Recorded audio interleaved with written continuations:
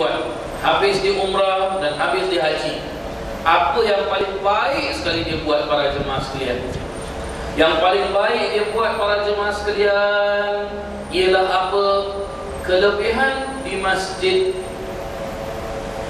Kelebihan di Masjidil Haram ni para jemaah sekalian, ada sebuah hadis dari Nabi SAW yang mana Nabi bersabda, Allah Subhanahu Wa Taala menurunkan setiap hari ke atas rumahnya yang mulia itu 120 rahmat, 60 rahmat untuk tawaf, 40 rahmat untuk salat, 20 rahmat untuk melihat Baitullah. Jadi dalam hadis ini para jemaah sekalian, apa yang mengajarkan kita? Yang mengajarkan kita dalam hadis ini ialah kita digalakkan habis umrah, habis haji, memperbanyakkan i'tikaf di masjid. Memperbanyakkan i'tikaf di Masjidil Haram. Kerana Masjidil Haram ialah tempat istimewa. Kerana amal ibadah yang dikerjakan di dalamnya mendapatkan ganjaran yang tidak akan diperolehi oleh tempat-tempat lain. Begitu para jemaah sekalian. Begitu para jemaah sekalian dia.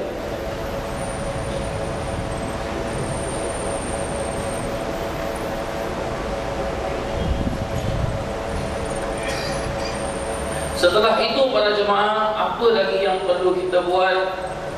Di samping kita beriktikaf, kita digalakkan untuk melaksanakan ibadah-ibadah seperti tawaf sunat dan salat sunat. Tawaf sunat ni para jemaah sekalian, banyak penjelasan-penjelasan tentang kelebihan-kelebihan tawaf sunat. Kerana apa boleh begitu mulia sekali? Sebab tak kala kita melaksanakan tawaf mengelilingi Kaabah. Satu. Nombor dua, kemuliaannya sebab Baitullah. Nombor tiga, kita mengagungkan syiarnya Allah Subhanahu Wa Taala. Oleh yang demikian, berbanyak-banyaklah kita melaksanakan tawaf sunat. Dan juga bukan hanya dengan tawaf sunat saja, kita disuruh untuk memperbanyakkan salat sunat.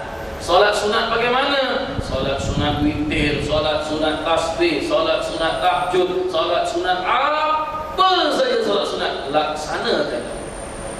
Ini yang digalakkan kita melaksanakan tatkala kita selesai daripada ibadah umrah kita dan selesai daripada ibadah haji kita.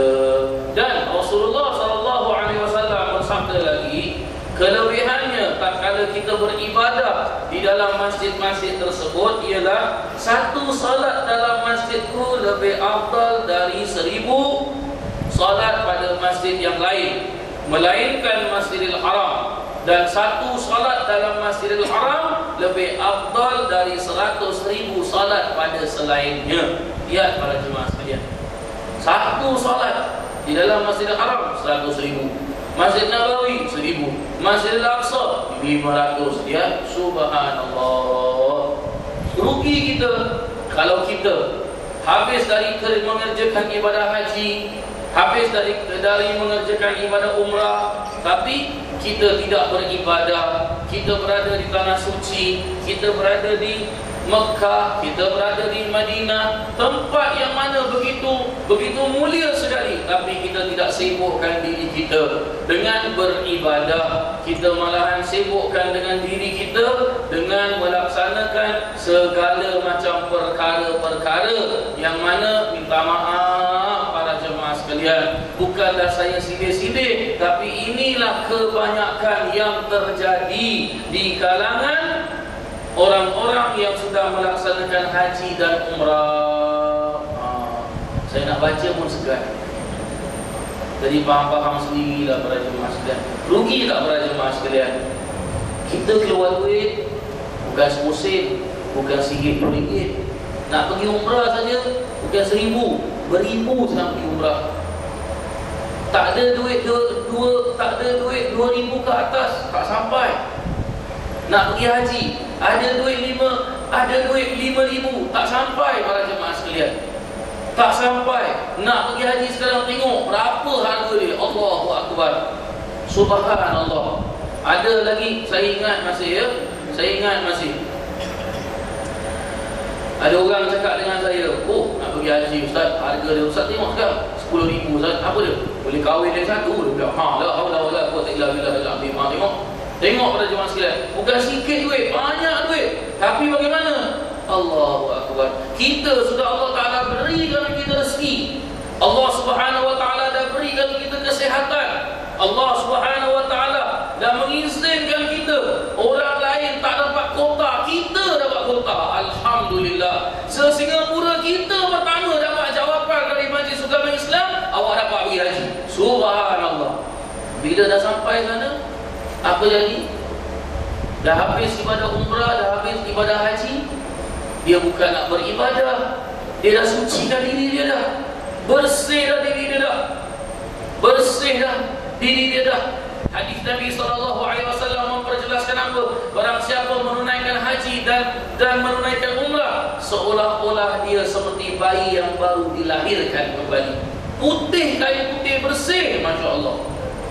Bersih kain putihnya. Dan pahalanya apa bagi orang yang melaksanakan ibadah haji? Bila hajinya mabrur, laisal jaza illal jannah, kata Nabi SAW. Tak ada pahala yang selayak-layak baginya. Yang layaknya adalah syurga saja. Tapi sayang, 1000 kali sayang. Apa dia? Itulah yang terjadi para jemaah sekalian. Disibukkan diri dia dengan bertawaf juga, tapi tawafnya ke shopping center, beli itu, beli ini, sibuk dengan kiriman orang, sibuk dengan beli barang apa yang nanti bila aku bawa balik nak jual dengan orang, bisnes sana, bisnes sini, baju abaya aku nak beli, jubah aku nak beli, tasbih kaukab aku nak beli, kena tipu dengan orang Arab pun tak apa, dia bilang yang penting ini tasbih dari Mekah, semua orang nak beli. La haula wala quwwata illa billahil aliyil azim.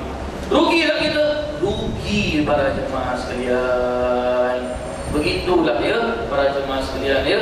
Mudah-mudahan kita diberikan kesempatan oleh Allah Ta'ala dapat menunaikan ibadah haji, dapat menunaikan ibadah umrah. Tunaikanlah dengan sebaik-baiknya agar supaya ibadah haji kita, ibadah umrah kita tak sia-sia para jemaah sekalian.